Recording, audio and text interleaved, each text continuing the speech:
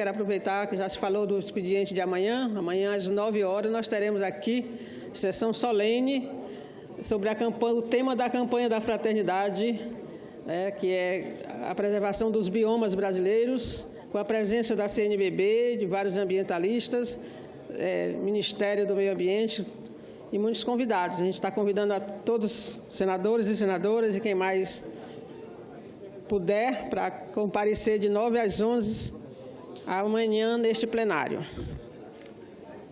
Mas, senhor presidente, eu quero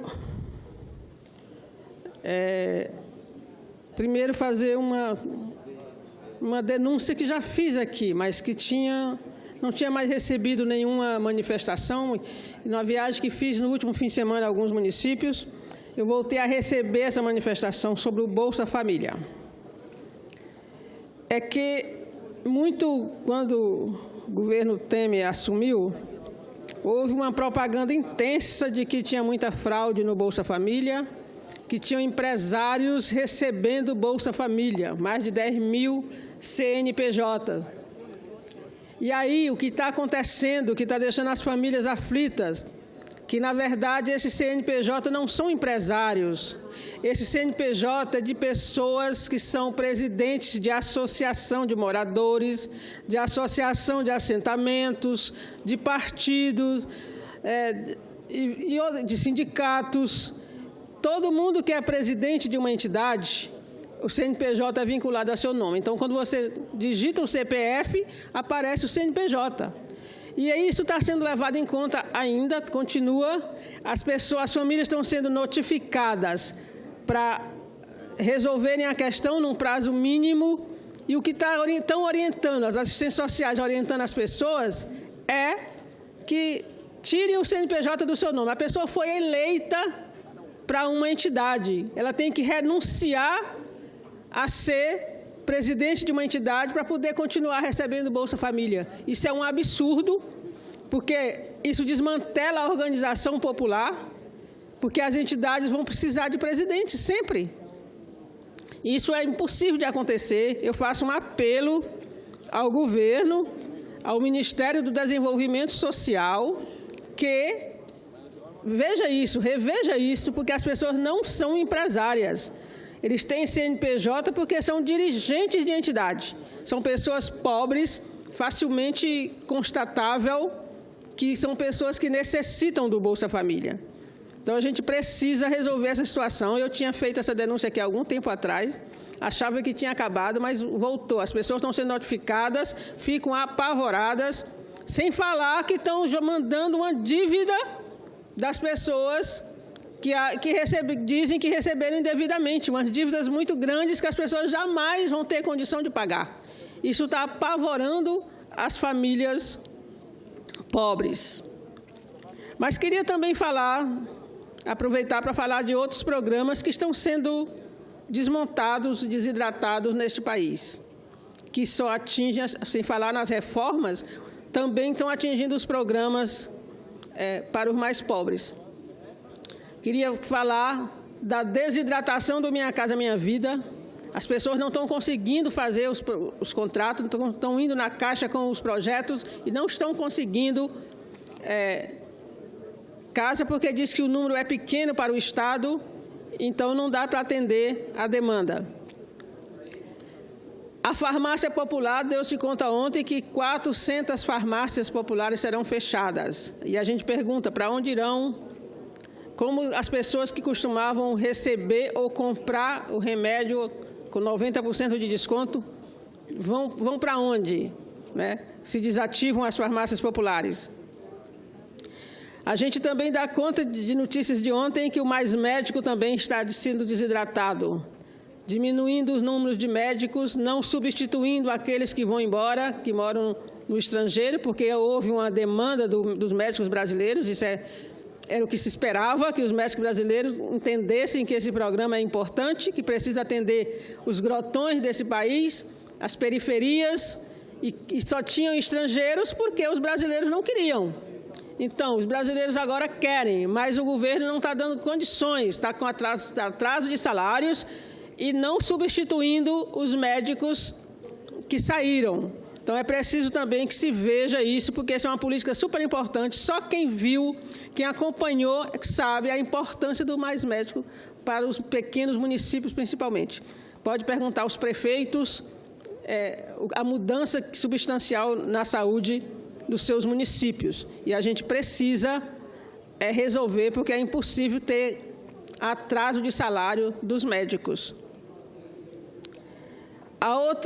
O outro desmonte são os bancos públicos. Todo mundo sabe o que aconteceu com o Banco do Brasil, Caixa Econômica, está acontecendo no Banco do Nordeste, né? Fechamento de agências que atendem também as pequenas cidades, os grotões desse país, que a gente não pode querer que essas agências deem lucro. Quem tem que dar lucro é o banco como um todo. Uma agência tem que compensar a outra, porque tem um papel social desses bancos no atendimento aos programas da agricultura familiar, principalmente, e não pode querer fechar uma agência porque ela não dá retorno financeiro. Porque no conjunto tem retorno. É só olhar, hoje foi publicado o lucro dos bancos, o Banco do Brasil lucrou 8 bilhões. O Itaú Unibanco lucrou 21 bilhões em 2016. O Bradesco lucrou 15 bilhões em 2016. E se dão ao luxo de serem devedores da Previdência. E os bancos públicos também tiveram lucro e não pode estar fechando agências porque elas não dão retorno financeiro, porque elas têm um papel social a cumprir, onde nenhum outro banco privado vai. Então, tem que ser o banco público que atenda essas pessoas na aposentadoria, no recebimento da aposentadoria, no encaminhamento de algum problema e de algum projeto social que a família possa ter. Também, ontem foi tema de muita discussão a questão do Ciência Sem Fronteira. E desse programa, só alguém que não analisou os resultados, que não prestou atenção no significado dele, pode pensar em acabar um programa desse. Um programa que trouxe benefícios duradouros para a ciência, tecnologia e inovação brasileira. 73 mil estudantes universitários tiveram acesso a 2.912 universidades em 54 países. Sem falar na inclusão social. Se você vê o perfil, 26% dos participantes eram negros, 25% jovens de família com renda até 3 salários mínimos. E mais da metade com as famílias até 6 salários mínimos. Falar em financiamento, há uma parceria com a iniciativa privada que já financiava 25% do programa. E eu quero, para mostrar a importância do programa Ciência Sem Fronteiras, ler um texto do cientista Miguel Nicoleles. Ele diz, um dos mais premiados, o texto é esse, que saiu em um jornal, um dos mais premiados cientistas brasileiros, Miguel Nicoleles, usou seu perfil no Twitter para lamentar, neste domingo, o fim do programa Ciência Sem Fronteiras, decretado pelo governo de Michel Temer, e apontado como um dos grandes avanços promovido pelo governo Dilma Rousseff. A frase dele em aspas, Brasil correndo a toda velocidade rumo ao passado. Sociedade que solapa sonhos da juventude comete o pior dos crimes. Fecha aspas. Nunca a juventude brasileira teve uma oportunidade como esta. Nunca a ciência brasileira foi tão oxigenada por novos ares e novas visões, escreveu Nicoleles. Apesar da tristeza, ele tem esperança que o programa seja retomado em algum momento. Só para mostrar a importância que os cientistas brasileiros dão ao programa.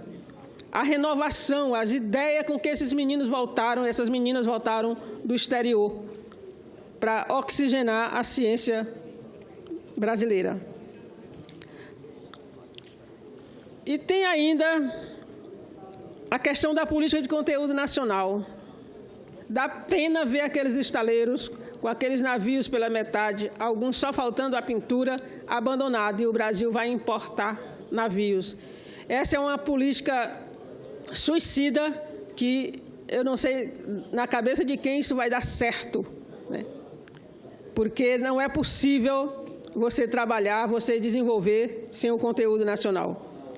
E, por último, para completar, vem as reformas. A terceirização foi sancionada.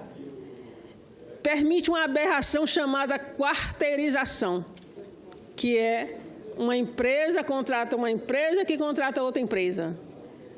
Um exemplo que eu posso dar, uma empresa que vai fabricar remédio, ela pode contratar uma segunda empresa para fabricar seus remédios, e essa segunda empresa pode contratar uma terceira empresa para fabricar seus remédios. Isso é um absurdo, isso vai causar muitos problemas para esse país. Em nome de quê? Do lucro. Vai ter empresa cuja função é só lucrar. Ela vai só ficar sentado, os dirigentes vão ficar sentados, vai precisar só de um contador para contabilizar os lucros. E ainda diz que esse não é um governo que tem preferências pelos ricos, porque esse projeto não beneficia o trabalhador. Esse projeto de terceirização, essa lei que foi sancionada, só beneficia os ricos. Era isso que eu tinha a dizer, senhor presidente. Muito obrigada.